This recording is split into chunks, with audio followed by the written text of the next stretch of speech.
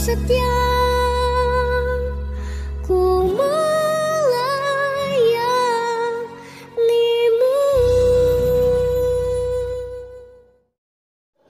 Mari kita berdoa.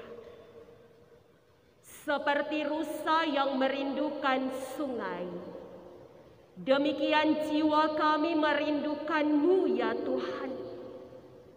Kami lapar dan haus, karena itu kami mohon, kiranya Engkau puaskan kami dengan air hidup, dan Engkau kenyangkan kami dengan mana sorga, agar jiwa kami boleh menikmati berkat-Mu seumur hidup kami.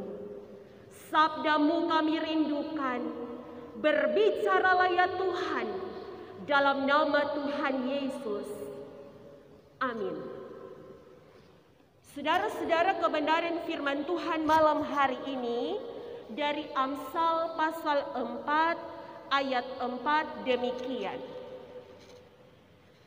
Aku diajari ayahku, katanya kepadaku, biarlah hatimu memegang perkataanku, berpeganglah pada petunjuk-petunjukku, maka engkau akan hidup.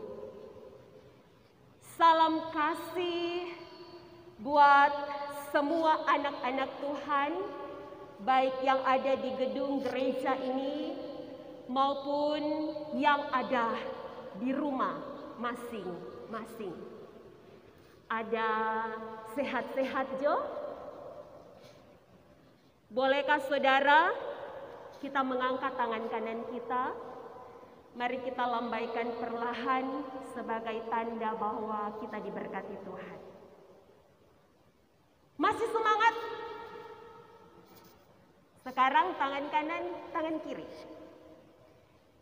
Kedua tangan kita telah terangkat, maka saya mengajak saudara-saudara, mari kita bersama-sama katakan, haleluya Tuhan Yesus baik, sambil bertepuk tangan. 1, 2, 3. Haleluya, Tuhan Yesus baik. Puji nama Tuhan.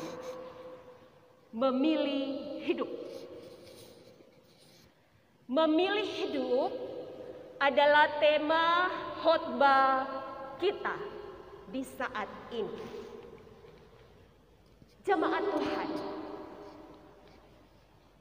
jika kita hari-hari ini diberi pilihan mau sehat atau sakit,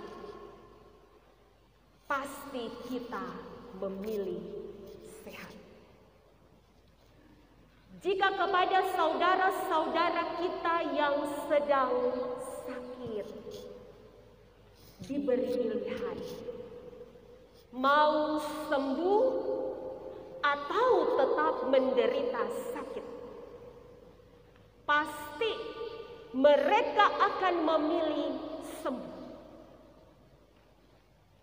Dan jika kepada saudara-saudara kita yang sedang sakit parah atau sekarat, kepada mereka diberi pilihan mau hidup atau mati,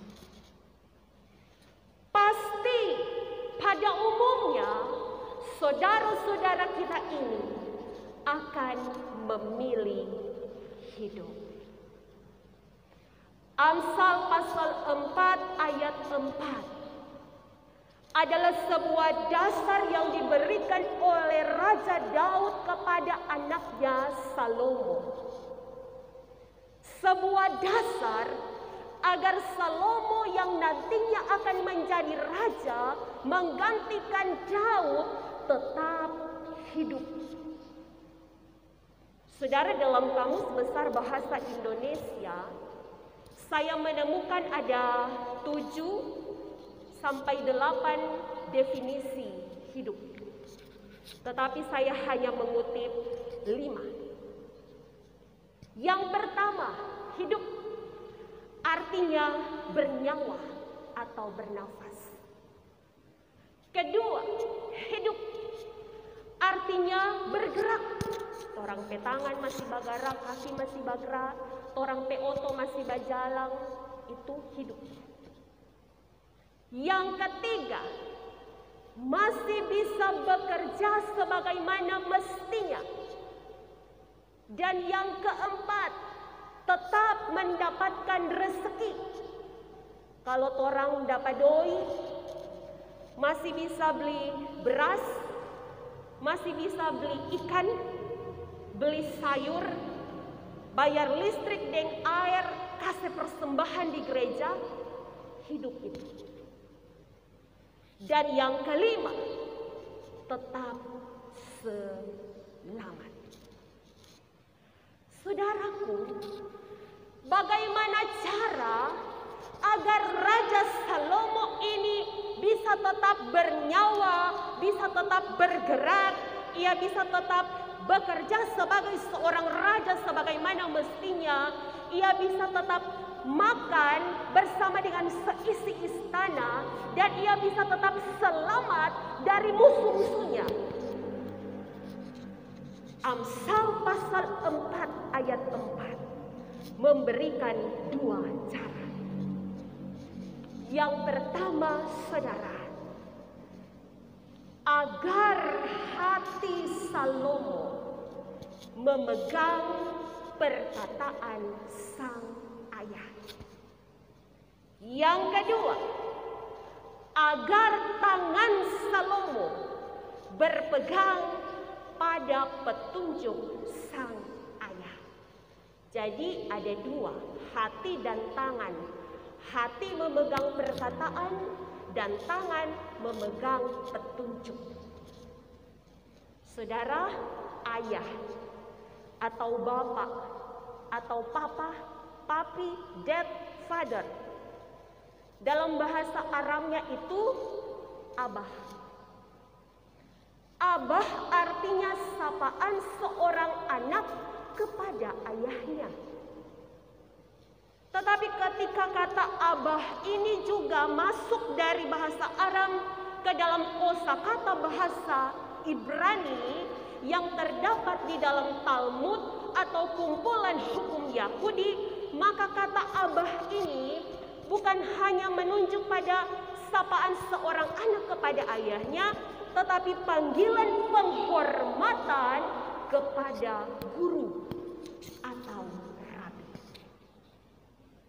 Dan saudara, orang Yahudi dalam Perjanjian Lama itu tidak menggunakan kata abah untuk Tuhan Allah.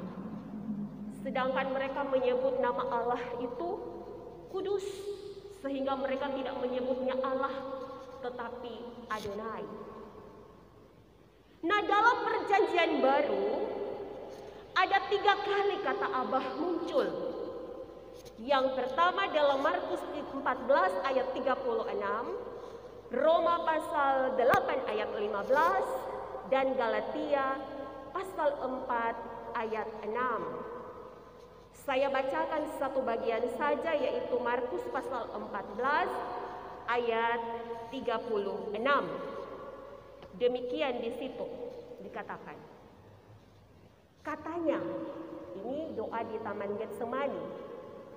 Ya Abah, ya Bapa, tidak ada yang mustahil bagimu. Ambillah cawan ini daripadaku, tetapi janganlah apa yang aku kehendaki, melainkan apa yang engkau kehendaki. Saudara, Yesus adalah yang pertama kali menggunakan kata abah ini untuk menyebut Tuhan Allah. Sebenarnya Yesus hendak memberikan sebuah hak yang istimewa kepada murid-murid untuk melakukan hal yang sama, yaitu menyebut Tuhan Allah hanya dengan sebutan Bapa. Dan murid-murid saudara bukan hanya 12 rasul, bukan hanya gereja mula-mula yang terdiri dari orang-orang yang percaya menjadi Kristen di Perjanjian Baru atau gereja sepanjang abad, tetapi juga gereja masa kini yaitu saya dan saudara-saudara. Kepada kita, Tuhan Yesus berikan hak yang istimewa untuk kita menyebut Tuhan Allah kita dengan sebutan Bapa. Dan Rasul Paulus saudara melihat ini sebagai sebuah simbol bahwa semua orang Kristen yang telah dibaptis dalam nama Bapa, Putra, dan Roh Kudus, yang telah menerima anugerah Roh Kudus, adalah anak-anak Allah. Nah, jemaat yang Tuhan Yesus kasihi, perikop Amsal pasal 1 sampai 17 secara khusus ayat 4 ini menunjuk pada semua orang tua, bapa dan ibu, papa dan mama, tante dan om, opa dan oma, semua orang tua. Tetapi juga semua guru yang merindukan anak-anaknya, yang merindukan murid-muridnya supaya tetap selamat atau tetap hidup. Dan Gereja Masehi Injili di Minahasa adalah guru rohani yang merindukan atau hendak memberikan sebuah dasar yang kokoh kepada generasi penerus gereja yang pada saat ini, di masa-masa ini, di zaman teknologi 4G, mereka kadang disebut sebagai generasi rebahan. Mengapa rebahan, saudara? Makan di tempat tidur, bikin tugas sekolah di tempat tidur, tuh Francisco dan Randy. Mau main game di tempat tidur. Bahkan ibadah malam ini atau ibadah pemuda barangkali ada di tempat tidur, ikut dengan Zoom atau live streaming Facebook. Gereja Masehi Injili di Minahasa telah melihat jauh ke depan bagaimana nasib gereja ini jika generasi muda memiliki mental generasi rebahan.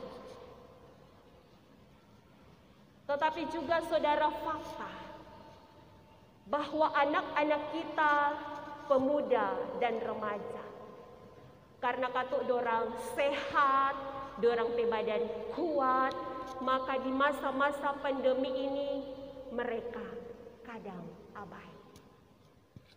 Nyandak ja pakai masker, kalau jaba kumpul, nyandak ja cuci tangan, nyandak jaga jarak, sehat kuat orang. Ketika mereka abai, maka orang tua atau orang tua kita yang rentan akan menuai terpapar COVID-19. Maka kebenaran firman Tuhan di malam hari ini, saudara, mengingatkan dua hal, yaitu yang pertama, gunakan hatimu untuk memegang perkataan orang tua, para guru, gereja, pemerintah, dan Tuhan. Kalau orang tua, guru, gereja, pemerintah mengatakan, hai, terapkan prokes. Kalau dulu PSBB, sekarang PPKM dengan segala istilah. Mengapa kita tidak memegangnya dengan hati kita? Kedua, gunakan tanganmu untuk berpegang pada petunjuk. Petunjuk itu sama dengan aturan dari para orang tua, guru, gereja, pemerintah, dan Tuhan. Kalau sekarang ada aturan ibadah 25%, atau yang merasa sakit, merasa tidak sehat, tidak usah didatangi di gereja, atau kadang orang di pasar harus pakai masker, itu aturan. Mari kita pegang dengan tangan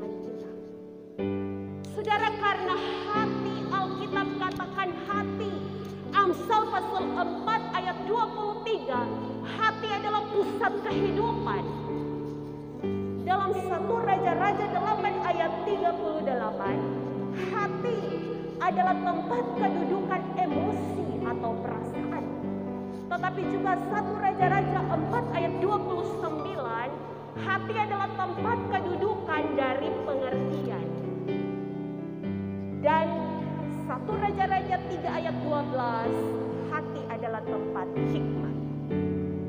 Lalu tangan. Dalam perjanjian lama dan perjanjian baru, artinya kuasa Allah yang diberikan kepada kita. Keluaran pasal 14 ayat 27, ketika Musa mengangkat tongkat dengan tangannya dan memukul air keberau, maka laut keberau terbelah dua. Tetapi juga tangan adalah simbol pemeliharaan Allah.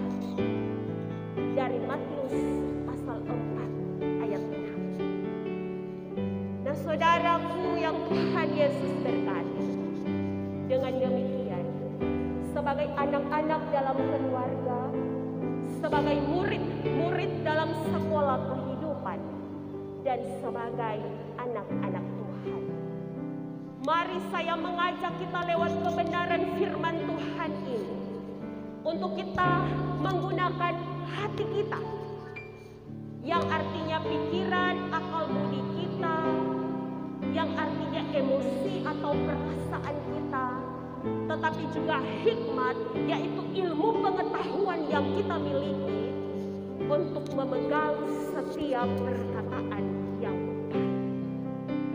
Dan kita juga menggunakan tangan kita sebagai simbol kuasa, yaitu kesempatan untuk kita berkarya, untuk kita bekerja, untuk kita mengabdi, tapi juga kesempatan untuk kita hidup dan memuliakan nama Tuhan, dengan selalu berpegang pada petunjuk orang tua, para guru, gereja, pemerintah, dan Tuhan kita Yesus Kristus.